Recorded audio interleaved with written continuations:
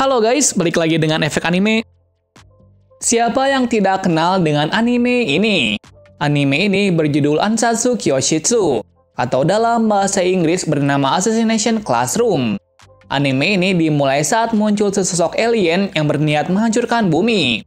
Jadi nantinya anime ini akan berfokus untuk membunuh alien tersebut. Untuk kalian yang mau lihat versi live actionnya, kalian bisa tonton di channel Efek Movie. Tapi sebelum kita menuju topik utama, jangan lupa untuk klik tombol subscribe dan juga tombol loncengnya agar selalu mendapatkan update seputar alur cerita anime dari kami. Dan berikut alur cerita Assassination Classroom Season 1 versi Efek Anime. Awal cerita film ini diawali dari datangnya guru alien yang datang ke kelas 3E SMP Kunigigaoka. Kedatangannya ke SMP tersebut untuk mengajar. Namun ia bukan melakukan pelajaran biasa, melainkan pelajaran untuk membunuh dirinya. Ia datang bersama dengan salah satu agen Departemen Pertahanan yang bernama Tadaomi Karasuma. Karasuma datang ke kelas ini untuk meminta para murid kelas 3E untuk membunuh alien tersebut. Kenapa demikian? Karena alien ini sebelumnya telah menghancurkan bulan. Dan untuk tahun depan, ia bertujuan untuk menghancurkan bumi. Namun alien ini menawarkan sebuah penundaan penghancuran bumi sampai tahun depan, asalkan ia menjadi guru di kelas 3E SMP Kunigigaoka. Nah, itu adalah alasan guru alien tersebut mengajar di kelas tersebut. Selain itu, ia juga menjelaskan bahwa alien ini hanya bisa dibunuh dengan menggunakan senjata khusus yang dibuat oleh Departemen Pertahanan. Bukan hanya itu saja, Departemen Pertahanan akan memberikan uang yang besar kepada para murid jika berhasil membunuh alien tersebut sebelum tahun depan. Di samping itu, kita juga diperlihatkan bahwa kelas 3E adalah kelas buangan di SMP Kunigigaoka. Lantaran kelas tersebut sering membuat masalah dan beberapa di antaranya memiliki akademis yang cukup rendah. Maka dari itu, kelas 3E direndahkan dari kelas lainnya. Bukan hanya itu saja, kelas tersebut berada jauh dari pusat sekolah. Tepatnya, kelas itu berada di dekat pegunungan. Singkat cerita, kelas pembunuhan pun dimulai. Setiap harinya, para murid mencoba untuk membunuh alien tersebut. Namun sayangnya, usaha mereka tidak ada yang berhasil, lantaran alien tersebut memiliki kecepatan yang sangat tinggi. Suatu hari, kelas tersebut merencanakan sesuatu untuk membunuh alien tersebut, di mana murid yang bernama Terasaka dan komplotannya meminta Nagisa untuk melakukan bunuh diri bersama dengan guru alien. Sebelumnya, Terasaka adalah anak yang bandel di kelas tersebut. Sementara, Nagisa adalah pemuda yang sangat polos, sekaligus ia adalah tokoh utama dalam anime ini. Namun ternyata rencana dari Terasaka gagal, karena alien tersebut bisa menghindari dengan kekuatannya. Selain itu, ia juga menyelamatkan Nagisa agar tidak terluka dari ledakan tersebut.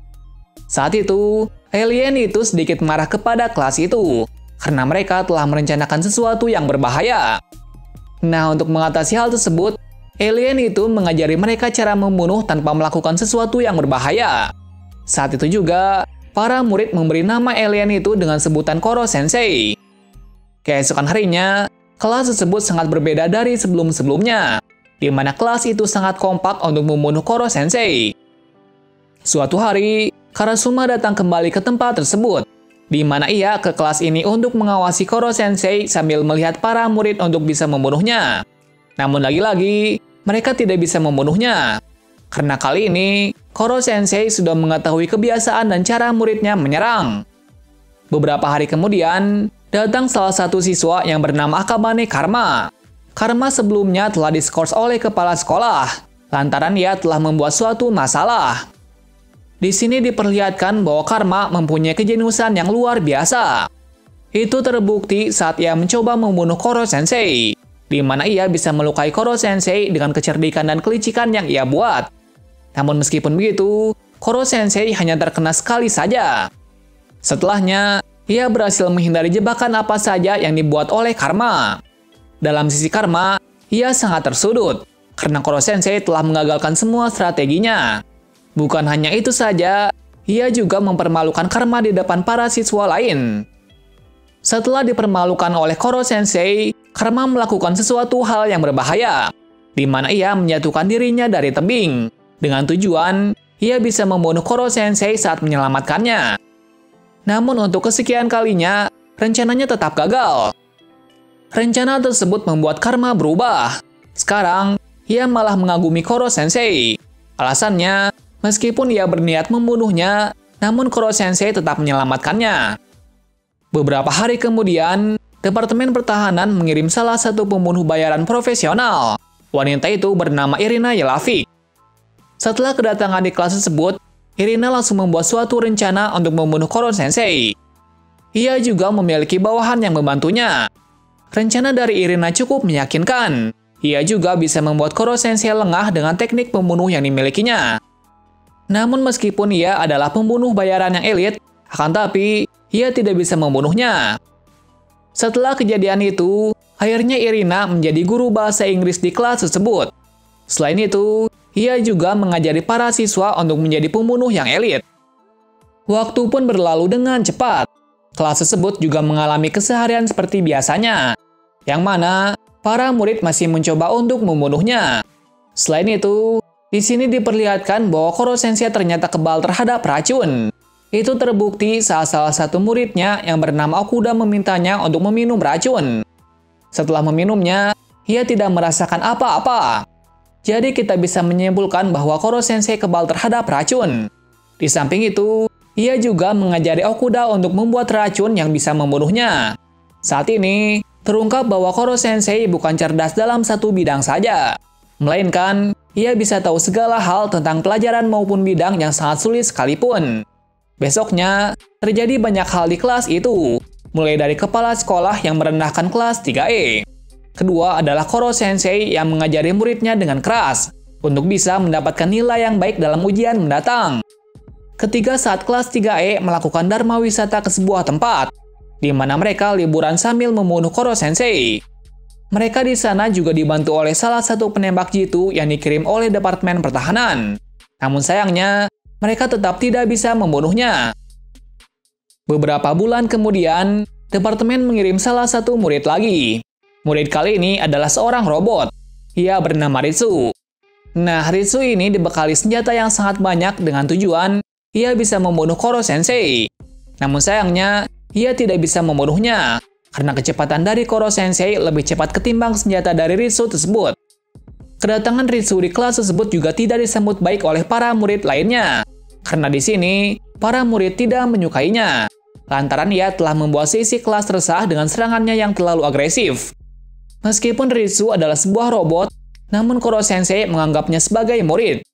Oleh karena itu, ia membantu Ritsu untuk bisa dekat dengan temannya, sekaligus memberitahu Ritsu agar bisa beradaptasi oleh manusia. Mendengar nasihat dari Koro Sensei, Ritsu mencoba untuk lebih dekat dengan para teman-temannya. Dan alhasil, ia bisa beradaptasi dengan teman-temannya tersebut. Selang beberapa hari setelah itu, muncul murid baru lagi. Ia bernama Itona. Itona di sini adalah manusia yang memiliki tentakel yang sama seperti Koro Sensei. Tujuannya ke kelas ini sudah jelas, yaitu membunuh Koro Sensei. Saat itu, ia langsung mengajak Koro Sensei berduel. Namun Koro Sensei di sini berhasil mengalahkannya, meskipun ia sedikit terluka. Setelah kejadian itu, Itona pun pergi dari kelas tersebut. Saat setelah itu, muncul karakter baru. Ia bernama Lofro. Lofro adalah guru dari Irina. Ia datang ke kelas ini untuk meminta Irina kembali.